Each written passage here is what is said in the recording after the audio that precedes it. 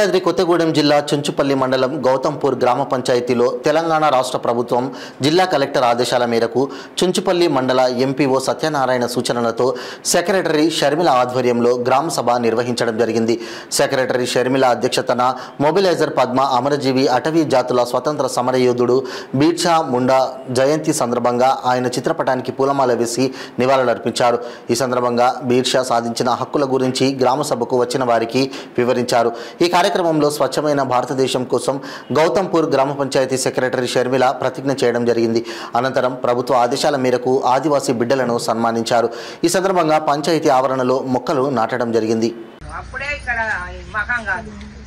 భగవాన్ బిర్సా ముండా గారి 150వ జయంతి సందర్భంగా స్పెషల్ గ్రామ సభ నిర్వహించుకోవడం జరుగుతుంది. మన భద్రాద్రి కొత్తగూడెం జిల్లా ట్రైబల్ ఏరియానే, అంటే షెడ్యూల్ వచ్చిన గ్రామస్తులందరికీ, నా తోటి ఉద్యోగులకు, ప్రతి ఒక్కరికి నా కృతజ్ఞతలండి. ఇది జరుగుతున్న గ్రామసభ పేస చట్ట ప్రకారం గ్రామసభ అధికారుల కోసము హక్కులు మనం ఏమి సాధించుకోవాలనే దాని మీద మనకున్నదండి. ఇది అయితే ఈ గ్రామసభ అనేది గ్రామం యొక్క ప్రాథమిక నిర్ణయాధికారి సంస్థ అన్నట్టు. దీంట్లో మన గ్రామసభలో నిర్ణయాలు అమలు చేయడానికి మరియు అనుసరించడానికి మన పంచాయతీలో ఉన్న చట్టం ప్రకారం ఏమి అమలు వస్తే మనకు దానివల్ల ఏమి ఉపయోగాలు ఉంటాయి. కాకపోతే ముందు మనము చెప్పుకోవాలంటే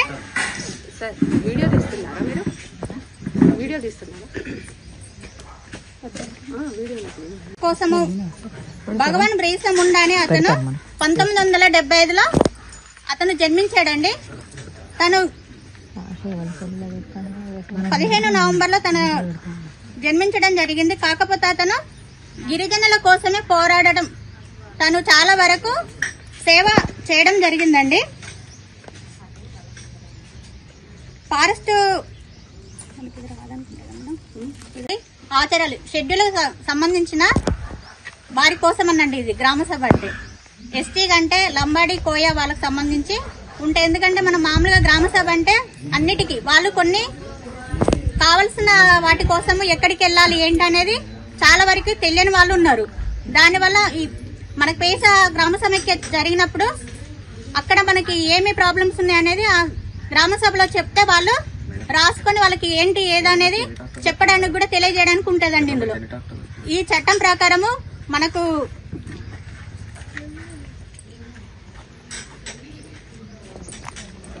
వాళ్ళ ఉన్న ఆచారాలను కూడా చాలా మంది ఇప్పుడు ఎవరు పాటించట్లేరు. కాకపోతే దాంట్లో చాలా ఉంటాయి. కాకపోతే ఏంటంటే ముందుకు రావడం లేదు. ముందుకు వస్తేనే మనకు ఏంటనేది జరుగుతుంది. ఏ అవకాశమైనా ఏదంటే ఈ ట్రైబల్ ఏరియా కాబట్టి ఈ ఎవరైతే షెడ్యూల్ తెగల వాళ్ళు ఉన్నారో వాళ్ళకి హక్కులకి, అటవీ హక్కులకి, వాళ్ళు దున్నుకునే భూములకి, వాళ్ళ ప్లేసెస్ కి ఎట్లాంటి ఆటంకం జరగకుండా డెవలప్మెంట్ యాక్టివిటీస్ అని చెప్పేసి ఆ పొలాలు ఈ పొలాలు, ఆ ప్లేస్లు ఈ ప్లేస్లు వాడుకోకుండా ఓన్లీ వాళ్ళ అంగీకారంతో మాత్రమే ఏ పనైనా జరిగే చట్టమే పెసా చట్టం అనమాట. ఇది ఓన్లీ ట్రైబల్ ఏరియాస్ లోనే అమలు జరుగుద్ది అనమాట.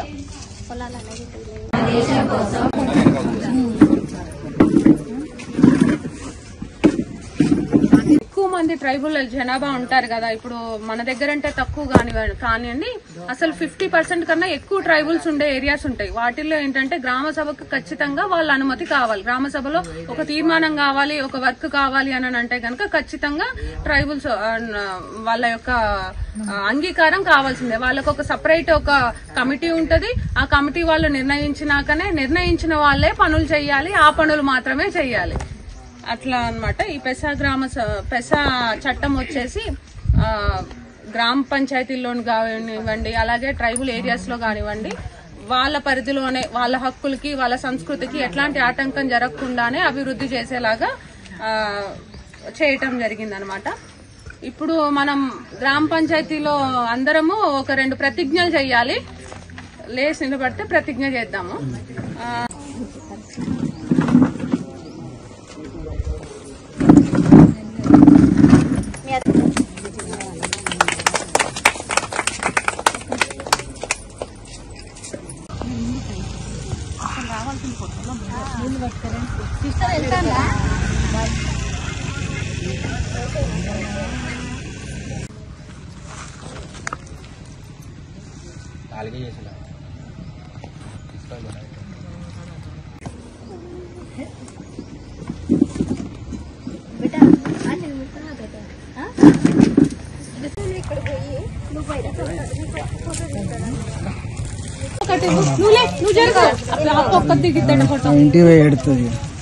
కొంచెం కూర్చోవాలి కూర్చో మంచిగా ఇటు చూడు